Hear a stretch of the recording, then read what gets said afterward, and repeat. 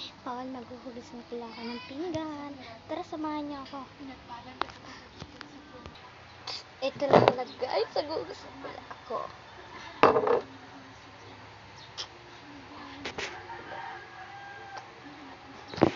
Yan guys.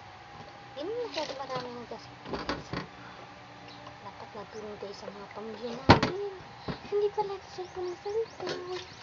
Hindi ko yung sinasabi guys. Sinasabi ko na talaga tayo guys. Hindi dapat lagi cellphone ng cellphone. Dapat matuto ka maghugas. Kasi guys, paglaki mo, magkakaasawa ka, tapos magkakaanak ka guys. Hindi mo alam kung gaano hirap. Ang kasama mo ang tutulong sa iyo. Nagkakaat guys. Hirap.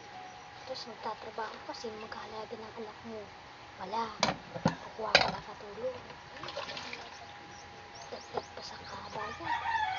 Kaya guys, kailangan tutulong tayo sa pamilya natin guys. Hindi lang kinagmanti yung buhay nila. Hindi naman natin buhay yung buhay nila. Kailangan ang buhay naman natin, ang pakilaman natin guys. Hindi lang buhay ng iba dyan. Let's go guys. Kung ako sa inyo guys, sana sabihin nyo na lang lahat. Ang sabihin nyo, basta buhay kayo. Buhay ka ng iba, dapat pinapakilaman. Dahil dagdag sa perwisyo yun guys. Dahil guys, ako, bata, nakarito ako.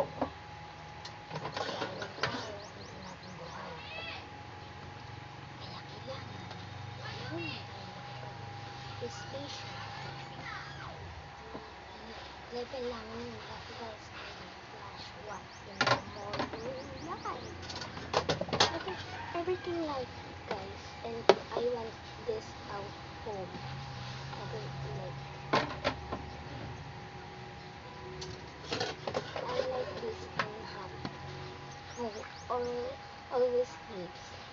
Because too late on my vendas.